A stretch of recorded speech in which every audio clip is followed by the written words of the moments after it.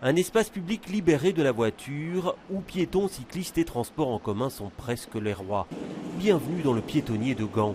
Aujourd'hui, il fait le bonheur d'une grande partie de la population. Mais sa création à la fin des années 90 s'est faite dans la douleur et une opposition farouche. Disons qu'après 6 mois, les protestations ont pris fin et on commençait déjà à voir le changement. Il est important que les gens voient les améliorations, que l'espace public s'améliore, qu'il y a aussi des avantages. Gand s'épanouit comme jamais et cela a beaucoup à voir avec l'introduction du piétonnier en 1997. Le piétonnier garde toutefois ses détracteurs.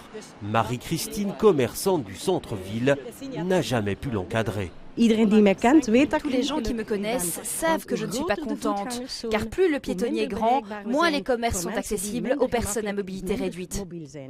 Pour d'autres commerçants par contre, le piétonnier a dynamisé l'activité du centre.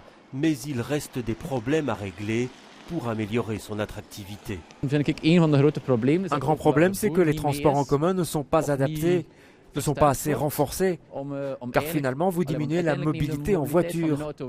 Et il faut offrir des solutions à certains utilisateurs. Cela ne peut pas se faire qu'avec une politique cycliste ou pour les piétons. Il faut une combinaison de tout, et les transports en commun sont un problème à Gand. Et la majorité gantoise veut aller de l'avant. Elle planche sur un nouveau plan de mobilité qui comprend un agrandissement du piétonnier.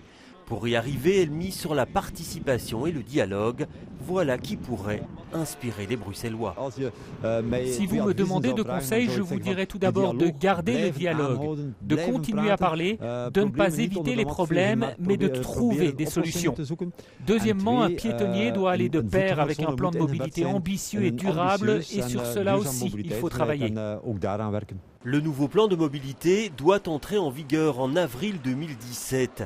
La ville de Gand va associer un panel de 150 citoyens à sa mise en œuvre.